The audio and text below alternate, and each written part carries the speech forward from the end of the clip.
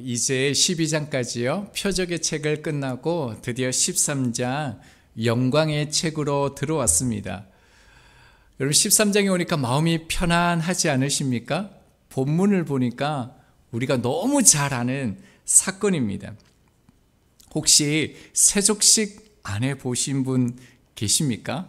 오늘 본문이 예수님께서 제자들의 발을 씻기신 사건입니다. 저희들도 이 세족식을 어릴 때 또 자라오면서 또 수련회 때 특별한 프로그램 때 이 세족식을 했습니다. 그리고 그 다음에 꼭 애찬식을 했던 것 같아요. 애찬식 참 맛있는 거 많았는데 절대로 자기 손으로 먹지 마라 그러고 서로 먹여주면서 예수님의 그 사랑과 섬김을 실천했던 그 기억들이 있습니다. 여러분 예수님께서 왜 제자들의 발을 씻기셨습니까? 당연히 그리스도의 삶이 사랑에 있다라는 것, 나에게 초점이 맞춰지지 아니하고 타인을 섬김에 있다라는 것을 보여주신 것입니다. 그래서 오늘 본문은요, 이해하는 것에 아무 어려움이 없습니다. 말씀 그대로입니다. 그래서 우리 이대로 살아가겠습니다, 결단하고 기도하겠습니다, 이렇게 마무리해도 되는 본문입니다. 그런데요, 사실요, 이 본문을 자세하게 보면은 우리가 몇 가지 질문을 던질 수 있는 아주 중요한 시사점을 주는 사건임을 알 수가 있습니다. 여러분 예수님께서 제자들의 발을 씻기셨는데요, 식사 중에요 왜 갑자기 일어나셔서 발을 씻기셨을까요? 혹시 아십니까? 그리고요 또 한 가지, 예수님을 판 가룟 유다를 포함한 모든 제자들의 발을 다 씻었거든요. 자, 그렇다면요, 예수님의 발은 씻었을까요? 안 씻었을까요? 씻었습니까? 안 씻었습니까? 여러분 다른 제자들의 발은 다 씻었는데요, 예수님의 발은 씻김을 받지 못하셨습니다. 자, 이 질문을 가지고요, 왜 그런 사건이 일어났는지, 그리고 이것이 우리에게 주어지는 그 의미가 무엇인지를 말씀을 통해서 우리가 함께 깨닫기를 원합니다. 1절 말씀에요, 6월절 전에 라고 이렇게 시작합니다. 사도 요한은 장소보다요 6월절 전이라는 그 시간을 강조하고 있습니다. 출애굽 당시 6월절이 있어서 이스라엘이요 존재할 수 있었습니다. 그리고 6월절이 있었기 때문에 이스라엘은 하나님께로부터 따로 불러내신 거룩한 백성들이 되어질 수 있었죠. 자, 그러니까요 6월절에 그 어린 양과 예수 그리스도의 죽음을 사도 요한이요 의도적으로 첫 서두에서 강조하고 있다라는 것입니다. 자, 그리고 난 다음에 뭐라고 얘기합니까? 예수께서 자기가 세상을 떠나 아버지께로 돌아가실 때가 이른 줄 아시고, 여기서 때라는 표현을 통해서요 이제는 결정적인 아주 중요한 마지막 클라이막스가 왔다라는 것을 알려주고 있습니다. 예수님께서 요한복음 12장 23절에서요 인자가 영광을 얻을 때가 왔다라고 하셨습니다. 자, 그리고 난 다음에요 아버지께로 돌아가실 때가 이른 줄 아셨다라고 지금 말씀하고 있는 거죠. 2절을 보면요, 가룟 유다를 통해 자신이 지금 은 30냥에 팔릴 것도 지금 아신다라는 겁니다. 그리고 3절에 보면 이제는요 하나님께로 돌아갈 때가 되었다라는 것입니다. 여러분 이 말의 의미가 무엇이겠습니까? 예수님께서는요 이번 6월절 명절에 십자가에서 마지막 사역이 될 것을 알고 계시다는 겁니다. 이제 십자가에서 죽으실 것을 예수님께서 알고 계시다는 것이죠. 자, 그때 그 상황에서 예수님께서 뭐라고 하셨다고요? 하반절입니다. 자기 사람들을 사랑하시되 끝까지 사랑하시느니라 라고 말씀합니다. 아직 그 사랑의 모습이 드러나지는 않았지만요, 이제 성만찬과 겟세마네에서 제자들을 보내고 십자가에서 그들을 향한 사랑이요 완성되어집니다. 10장 5절에서 말씀하시는 것처럼 양을 위해 목숨까지 버리는 선한 목자가 우리 주님이 그러한 모습으로 십자가에 나가게 되시는 것이죠. 자, 2절입니다. 마귀가 벌써 시몬의 아들 가룟 유다의 마음에 예수를 팔려는 생각을 넣었더라. 새 번역을 보면요, 첫 시작이 어떻게 되어 있냐면 저녁을 먹을 때에 라고 이렇게 시작합니다. 그러니까 이 시점이요, 유월절 전날 저녁입니다. 유월절은요, 유대인은요, 금요일 저녁 해질 때부터 유월절이 시작되어집니다. 그러니까 이 날은요, 주님께서 십자가를 지기 바로 전날, 언제입니까? 목요일 저녁이라는 것을 알 수 있습니다. 이때요, 마귀가 마음에 예수를 팔려는 생각을 가룟 유다에게 넣었다라고 말하고 있습니다. 이 말씀을 자칫 잘못하면 오해할 수 있는데요, 이 말씀은 가룟 유다가 저항하거나 거부할 수밖에 없었다, 배신할 수밖에 없었다, 이런 말이 아닙니다. 여기에 보면 마귀가요, 생각을 넣었다라고 되어져 있는데, 이 넣었다라고 번역된 이 단어가 원어를 보면요, 던졌다라는 뜻을 가지고 있습니다. 그러니까 사단이요, 지금 가룟 유다에게 그 마음을, 그 생각을 던졌다라는 것입니다. 그런데 가룟 유다가 그 던진 걸 이렇게 받지 않아야 되는데 어떻게 해요? 사단의 유혹을, 이끌림을 받도록 그것을 받았다라는 거예요. 허락했다라는 것입니다. 사단은 인류 최초의 하와에게 그랬던 것처럼요, 인간들에게 계속적으로 악한 생각을 넣고자 계속적으로 던지는 거죠. 유혹을 하게 된다라는 겁니다. 가인이 아벨을 죽인 것은 인류 최초의 살인사건입니다. 하나님께서 시기하는 가인의 그 마음을 아시고요, 이렇게 말씀하셨습니다. 창세기 4장 7절입니다. 네가 선을 행하면 어찌 낫을 들지 못하겠느냐? 선을 행하지 아니하면 죄가 문에 엎드려져 있느니라. 죄가 너를 원하나 너는 죄를 다스릴지니라 라고 말씀하셨습니다. 그러니까 어떻습니까? 자기가 거기에 넘어갈 수도 있고요, 안 넘어갈 수도 있다는 겁니다. 본인이 선택할 수 있다는 거예요. 그러니까 가룟 유다가요, 얼마든지요, 그 사단의 유혹을 거부할 수도 있었고 이길 수 있는 능력도 있었다는 겁니다. 그런데 그렇게 하지 않았다는 거죠. 이 장면에서 우리가 유익 있게 보아야 될 것은요, 가룟 유다가 배신했다, 유혹을 받았다는 것보다 더 중요한 것이 있습니다. 그게 뭐냐면요, 가룟 유다는 예수님의 공생의 모든 사역 가운데 함께했고 동행했습니다. 말씀의 가르침을 받고요, 표적을 직접 보고요, 심지어 자신이 그 기적과 표적을 행하기도 했습니다. 그뿐만 아니죠. 예수님께서 가룟 유다의 발을 씻겨 주셨고요, 가룟 유다는 예수님의 마지막 성만찬에도 여러분 참여했습니다. 여러분, 성만찬은 우리가 잘 아는 대로요, 강력한 은혜의 수단임이 맞습니다. 그런데 어떻습니까? 이런 가룟 유다가요, 주님을 부인했다라는 것입니다. 그러니까 우리의 어떤 신앙생활의 형식들이요, 그뿐만 아니라 그 모든 예전 자체가요, 그 어떤 행위라도 그 자체가 우리에게 구원을 주는 것이 아니다라는 것, 그것을 우리는요, 가룟 유다를 보면서 우리가 깊이 있게 생각해야 되는 것이죠. 자, 3절 말씀입니다.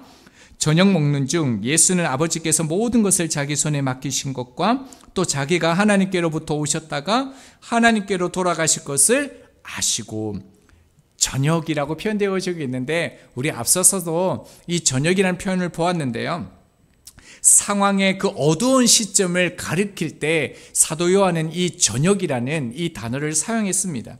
그러면서 예수님께서 아셨다, 무엇을 아셨는지 두 가지를 얘기하죠. 첫 번째는요, 아버지께서 모든 것을 자기 손에 맡기셨다라고 말합니다. 여기서 손은요, 소유권, 처부권을 의미합니다. 그러니까 예수님께서 제자들의 발을 씻기신 그 손은요, 세상에 대한 모든 권세를 가진 그 권능의 손으로 제자들을 씻기셨다는 겁니다. 자, 그리고 두 번째는 무엇입니까? 하나님께로부터 오셨다가 하나님께로 이제 돌아가시게 됐다는 것을 주님께서 아셨다, 이렇게 말씀하시는 것입니다. 주님은 이제 하나님께로 돌아가실 것을 아시고요, 죽음 바로 직전에 그 앞에서요, 마지막으로 이 제자들에게 그리스도의 그 모습, 참된 그 본질, 그리스도를 따르는 그 삶이 무엇인지를 유언처럼 이 세족식을 통해서 보여주시는 것입니다. 자, 그리고요 4, 5절 말씀을 보면요, 저녁 잡수시던 자리에서 일어나 겉옷을 벗고 수건을 가져다가 허리에 두르시고 이에 대야에 물을 떠서 제자들의 발을 씻기시고 그 두르신 수건으로 닦기를 시작하며, 여러분, 그냥 예수님께서 제자들의 발을 씻기셨다, 얼마나 놀랍냐, 이렇게 말하면 좀 더 임팩트 있는 것 같지 않습니까? 근데 사도 요한은요, 예수님께서 제자들의 발을 씻기신 이 사건을요, 아주 구체적으로 그 순서를 묘사하고 있습니다. 어떻게 해요? 자리에서 일어나셔서 그 다음에요 겉옷을 벗고요, 그 다음에요 수건을 허리에 두르시고요, 그 다음에요 대야에 물을 떠고요, 그 다음에요 제자들의 발을 씻고요, 그 다음에는요 두르신 수건으로 닦았다. 상세하게 이렇게 설명하고 있습니다. 어떤 의미가 담겨져 있을까요? 세족식 할 때는 이렇게 해야 된다, 이런 수고가 있어야 된다, 이런 걸까요? 그게 아니라요, 우리를 향하는 그 하나님의 사랑, 주님의 사랑이 어떤 사랑이고 또 어떻게 표현되어지는 것을 이 세족 시간에 실제 행동으로 보여주셨다는 것입니다. 이것은 원문을 봐야지 이해가 될 수 있는데요, 그러니까 예수님이 제자들의 발을 씻겨주신 것은 십자가의 그 구원이 어떠한 원리로 완성되는지를 이 세족 시간에 담아두셨다는 겁니다. 원어의 뜻을 간단하게 한번 설명을 드리면요, 자리에서 일어나 이 단어는요, 죽은 자가 다시 살아난다라는 이 의미를 담고 있습니다. 부활을 의미할 때 이 단어를 사용합니다. 자, 그런데 이 단어는요, 그 다음 동사와 밀접하게 연관이 되어져 있습니다. 그 다음 단어를 위해서 이 단어, 부활이란 단어를 썼던 거죠. 자, 그 다음 단어가 뭡니까? 겉옷을 벗으신 거죠. 여기에서 이 벗다, 겉옷을 벗다 할 때 이 뜻은 뭐냐면요, 놓다, 버리다, 이 뜻이 있습니다. 이 단어와 똑같은 단어가 어디에서 사용되어졌냐면요, 요한복음 10장 11절입니다. 나는 선한 목자라, 선한 목자는 양들을 위하여 목숨을 버리거니와. 어떤 단어가 겉옷을 벗다와 같은 단어인 것 같습니까? 예, 마지막 버리거니와와 똑같은 단어입니다. 그러니까 목숨을 버린다라는 거죠. 이 단어가요, 요한복음 10장 11절, 15절, 17절, 18절에 계속적으로 걸쳐 반복되어지고 있습니다.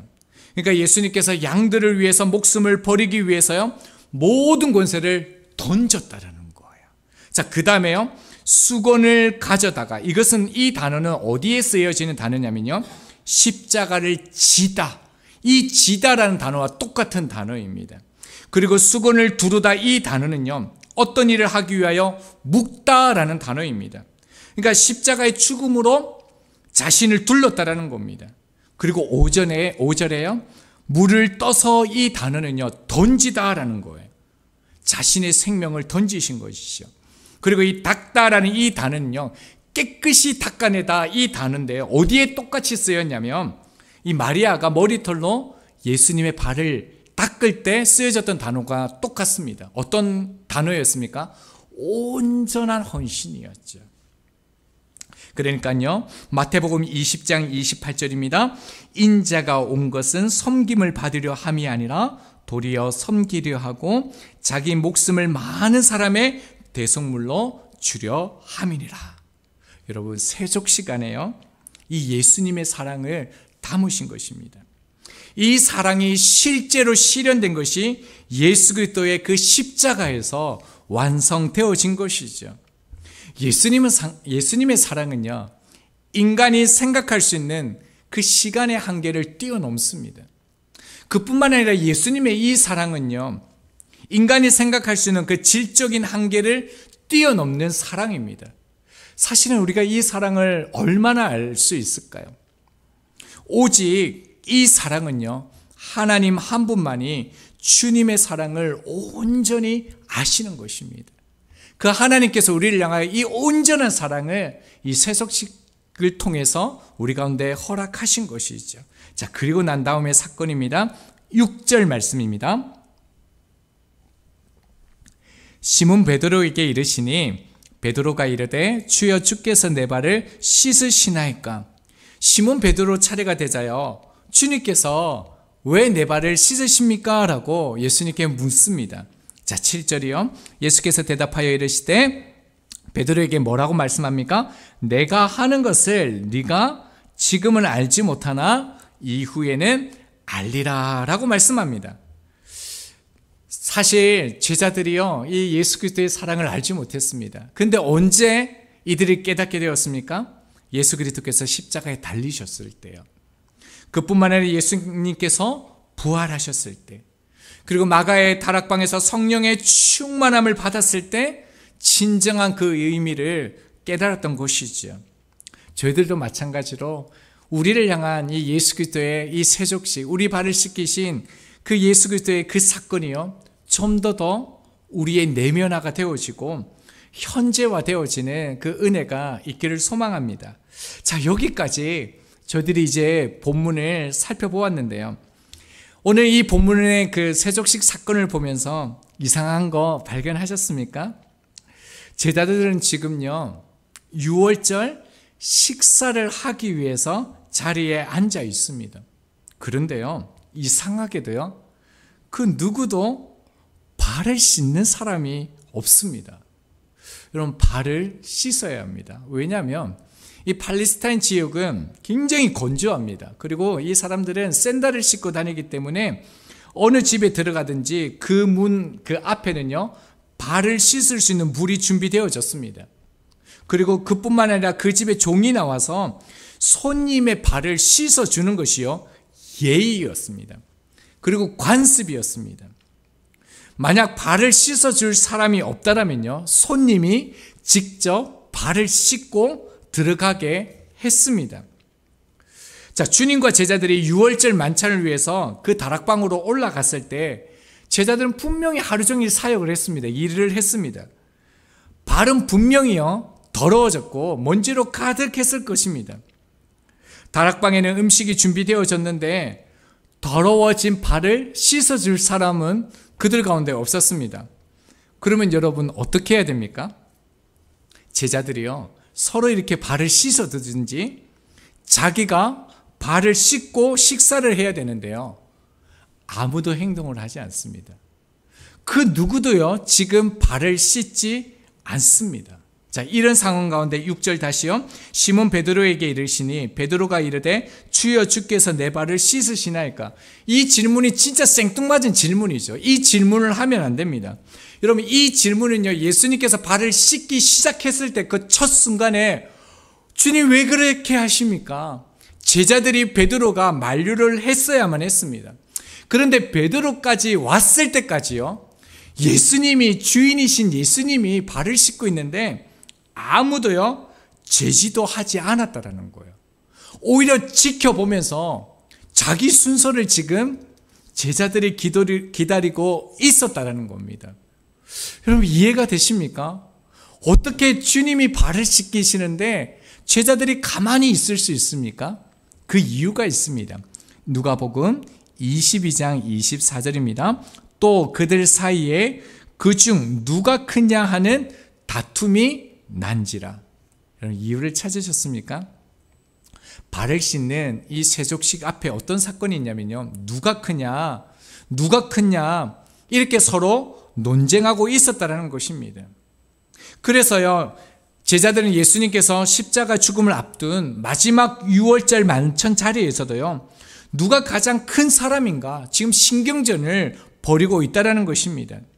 그래서 그 누구도 먼저 일어나서 다른 사람의 발을 씻어줄 생각을 하지 않았던 것이죠. 여러분, 몰라서 아는 게 아니라요, 알면서도요, 일어서면 어떻게 됩니까? 종이 떼기 때문에 아무도 일어서지 않은 것입니다. 먼저 일어나는 사람이 지는 사람이기 때문에요. 우리말로 루저가 되기 때문에 그들은 알면서도 일어나서 종으로서의 그 삶을 선택하지 않았다는 것입니다. 여러분, 그뿐만이 아니에요. 예수님께서 제자들의 발을 다 씻기고 난 다음에도요, 그 누구도 예수님의 발을 씻겨드리기 위해서 자리에서 일어나는 사람이 없었다라는 겁니다. 그들이 누구라고요? 예수님과 함께한, 예수님의 말씀을 친히 들은, 표적을 행한 제자들이었다라는 것입니다.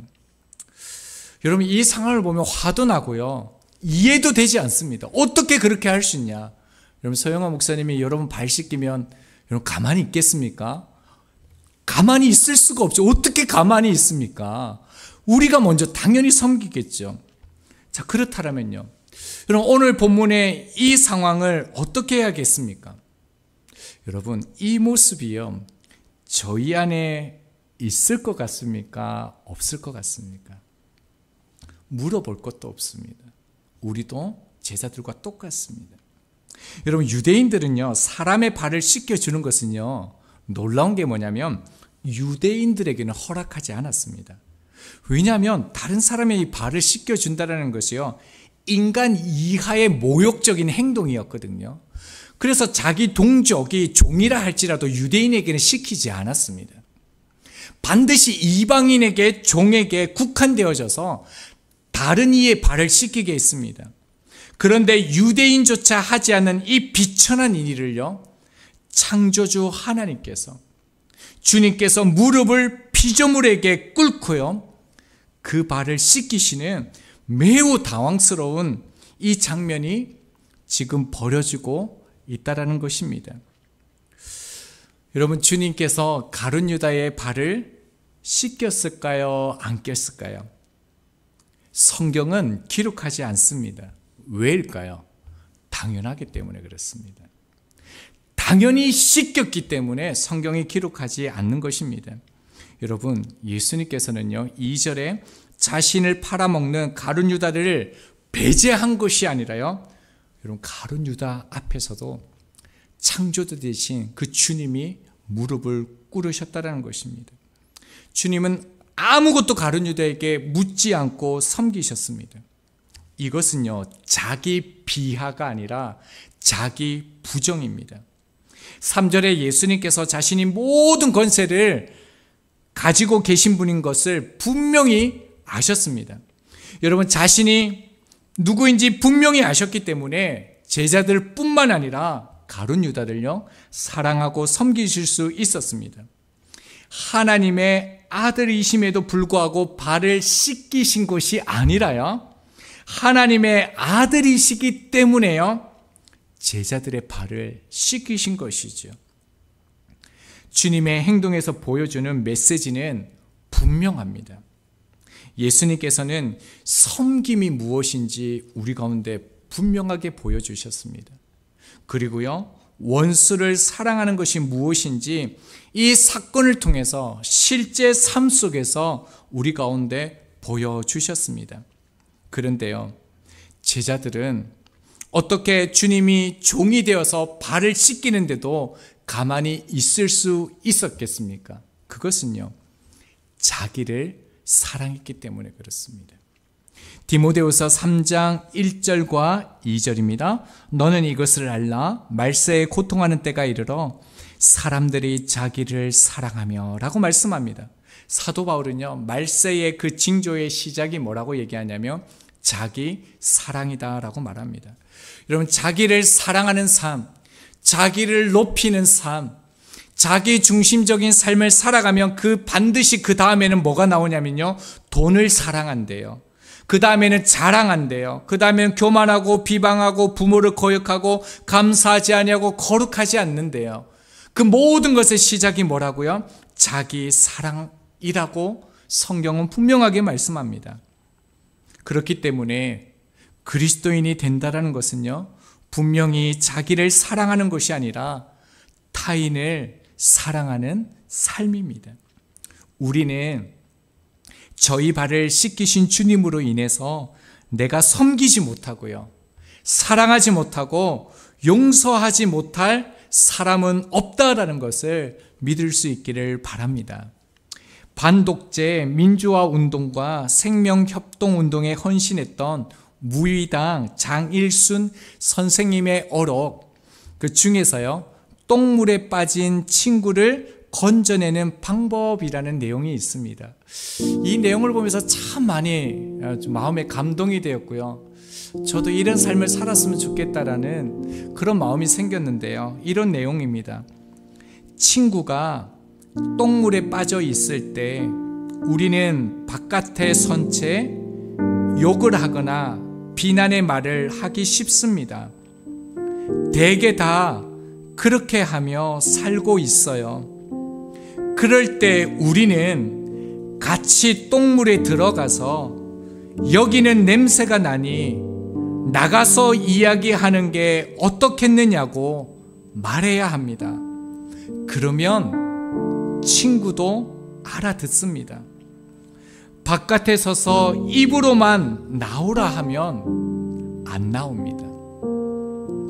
여러분, 똥물에 빠진 저희들을 위해서요, 주님께서 똥물에 들어오셨습니다. 나에게 말씀하셨고요, 나와 함께 거기에서 나오셨습니다. 그리고요, 창조주 되신 그 주님께서요, 자신에게 묻은 그 똥물을 씻기도 이전에요, 수군을 두르시고요, 물을 떠서 먼저 저희의 몸을 손으로 씻겨주셨습니다. 여러분, 이제 우리가 가야 할 그 똥물은 어디일까요? 저희들은 누구의 발을 씻어야 할까요? 우리가 오늘 주어진 이 말씀 앞에 함께 결단하며 주님을 향하여 한 걸음 한 걸음 주의 흔적을 가질 수 있는 저희들이 되기를 소망합니다.